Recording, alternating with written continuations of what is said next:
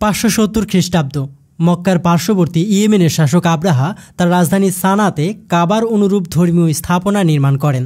আব্রাহার ইচ্ছা মক্কার পরিবর্তে সানা ঘিরে আবর্তিত হবে বিশ্ববাসীর প্রার্থনা, কিন্তু ধর্মপ্রাণ মানুষ কাবা ত্যাগের কথা কখনোই ভাবতে পারে না। ক্ষুব্ধ আব্রাহা তাই কাবা গুড়িয়ে ফেলার সিদ্ধান্ত নেয়। 9 থেকে 13টি বড় বড় হাতি নিয়ে কাবার উদ্দেশ্যে যাত্রা করে তার সৈন্যদল, কিন্তু কিছুদূর গিয়ে হাতিগুলো আর অগ্রসর হতে চায় না। চতুর আব্রাহা এবার হাতিগুলোকে খাবারের লোভ দেখান। খাবার দেখে সেগুলো আবারও আগাতে শুরু করে, কিন্তু হঠাৎ করেই আব্রাহা সেনারা থামতে বাধ্য হয়। তাদের ওপর বৃষ্টির মতো নুড়ি পাথরের ঢিল এসে পড়তে থাকে। দেখা যায় ঝাঁকে ঝাঁকে পাখিতে আকাশ ছেয়ে গেছে, তারাই ছুটছে এসব ঢিল। এভাবেই সৃষ্টির বৃহদাকার প্রাণীর পথ আটকে দেয় আকারে ক্ষুদ্র এক পাখি। কুরআন শরীফের সূরা ফিলে এই পাখির কথা উল্লেখ আছে। পাখিটি আবাবিল। আবাবিলের আক্ষরিক অর্থ পাখির ঝাঁক।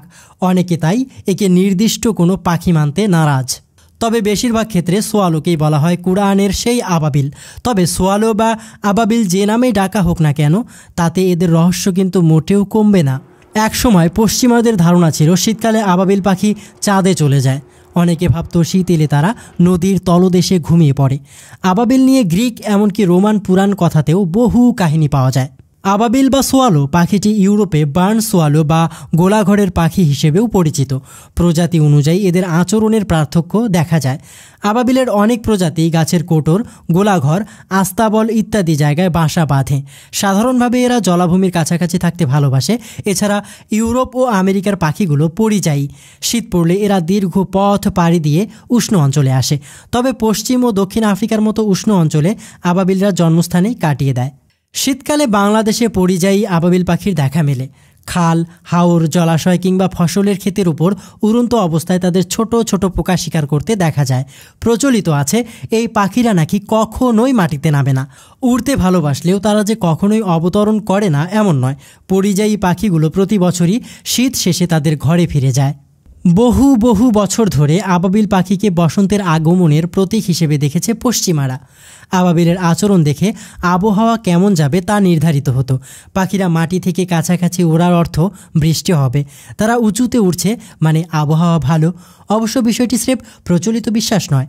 নিম্নচাপ প্রায়ই খারাপ আবহাওয়ার পূর্বাভাস দেয়। অন্যদিকে সে সময় পাখিদের জন্য ওড়াও কঠিন হয়ে পড়ে। এককালে ধারণা করা হতো আবাবিল পাখি মৃতদের আত্মা বহন করে। তাই ছেলে হারানো শোকার্ত মায়েরা পাখিটিকে পবিত্র মনে করত। আবাবিল পাখিকে হত্যা করাও অশুভ হিসেবে দেখা হতো। খ্রিস্টানরা এখনও পাখিটিকে আত্মত্যাগ, পুনর্জন্ম এবং নতুন সূচনার প্রতীক মনে করে।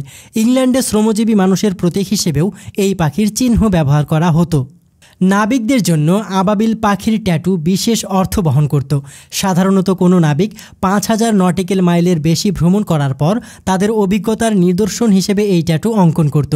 দূরের যাত্রায় নাবিকদের জন্য সৌভাগ্যের প্রতীক ছিল আবাবিল। অনেক যোদ্ধা শক্তি ও দ্রুততার চিহ্ন হিসেবে হাতের আঙুলে সোয়াল বা আবাবিলের ট্যাটু করাতেন। প্রাচীনকালে আবাবিলের সঙ্গে দেবতা এমনকি মৃত মানুষের আত্মার সম্পর্ক রয়েছে বলে ভাবা হতো। গ্রিক পুরাণ অনুযায়ী আবাবিল ছিল প্রণয়ের দেবী আফ্রোদিতির আশীর্বাদপুষ্ট পাখি। আফ্রোদিতি একবার অলিম্পাস থেকে মর্তে ভ্রমণের সিদ্ধান্ত নেন। রাজহাঁসদের সাথে রথে চড়ে তিনি বের হন, কিন্তু যাত্রাপথে তুমুল ঝড়ের কবলে পড়েন আফ্রোদিতি। রথ ভেঙে পৃথিবীতে পতিত হন তিনি। আহত আফ্রোদিতির কাছাকাছি একটি আবাবিল পাখি দেখে তার কাছে সাহায্য চান। পাখিটি উড়ে গিয়ে তার জন্য মিষ্টি বেরি ফল নিয়ে আসে। পরদিন আরও 3টি পাখি খাবার ও সাহায্য নিয়ে আসে। এভাবে যত দিন যায় তার কাছে তত বেশি পাখি আসতে থাকে। দীর্ঘ 1 মাস পর রথ সারানো হয়ে যায়। আফ্রোদিতি ফিরে যাবে এমন সময় দেখা গেল তার হাঁসগুলো নেই। সেগুলো আগেই ঘরে ফিরে গেছে। এবার আবাবিলরাই দেবীকে ঘরে পৌঁছে দেবার প্রস্তাব রাখে। আফ্রোদিতি খুশি হয়ে বরদান দেয় যে এই ভূমিতে আবাবিলদের নিরাপদ আশ্রয়স্থল পরিণত হবে। শয়ে শয়ে আবাবিল পাখি মিলে তাকে অলিম্পাস পর্বতে পৌঁছে দিয়ে আসে। অলিম্পাস ঘুরে প্রায় 1 বছর পর পাখিরা নিজেদের ঘরে পুনরায় ফিরে আসে। সেই থেকে তারা ঠিক করে যে প্রতি বছর একবার হলেও যেই স্থানে তারা আফ্রোদিতিকে সাহায্য করেছিল সেই স্থানে ফিরে আসবে। বহু বছর পর মানুষ সে জায়গায় এসে ঘরবাড়ি গড়ে তোলে, আবাদ শুরু করে। তারা অবাক হয়ে দেখে প্রতি বছর একটি নির্দিষ্ট সময়ে মাইলের পর মাইল পাড়ি দিয়ে আবাবিল পাখিরা এখানে এসে জমায়েত করে। আবাবিল পাখি নিয়ে প্রাচীনকাল থেকে গ্রিকরা ভাবতে শুরু করেছিল। গভীরভাবে প্রকৃতি পর্যবেক্ষণ করত তারা।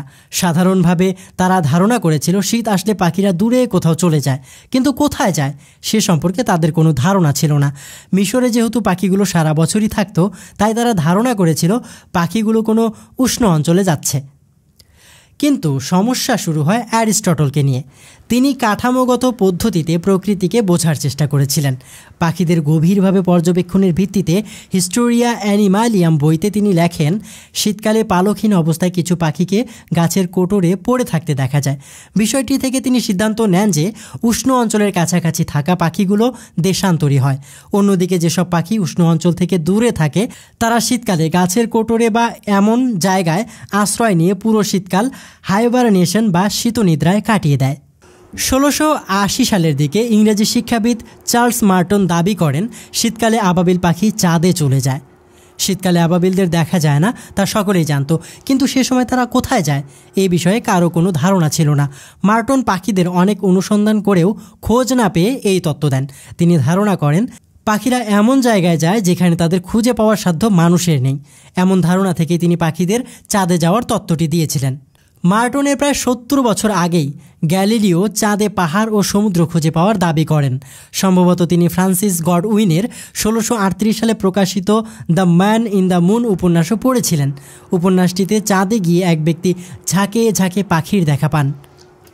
মার্টনের হিসাব অনুযায়ী পাখিরা গড়ে ঘন্টায় 125 মাইল গতিতে 2 মাস ধরে ওড়ার পর চাঁদে গিয়ে পৌঁছে। যাওয়ার পথে বাতাস তাদের পথে কোনো বাধার সৃষ্টি করে না।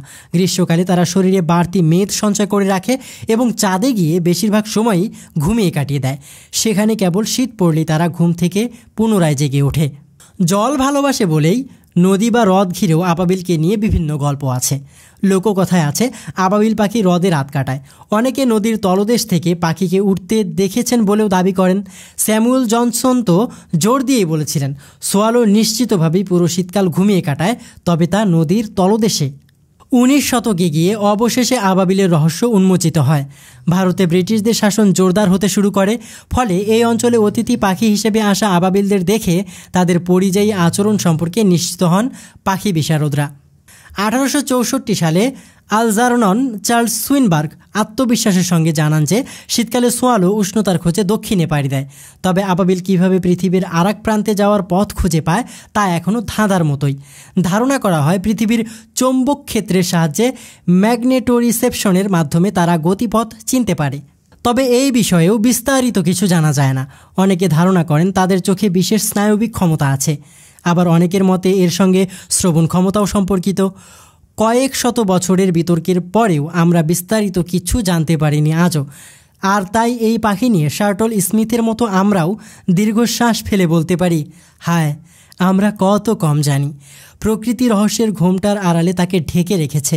বিভ্রান্ত বিজ্ঞানকে একাই তার রহস্য বুঝতে দাও। সব নীতি সেই ঠিক করবে।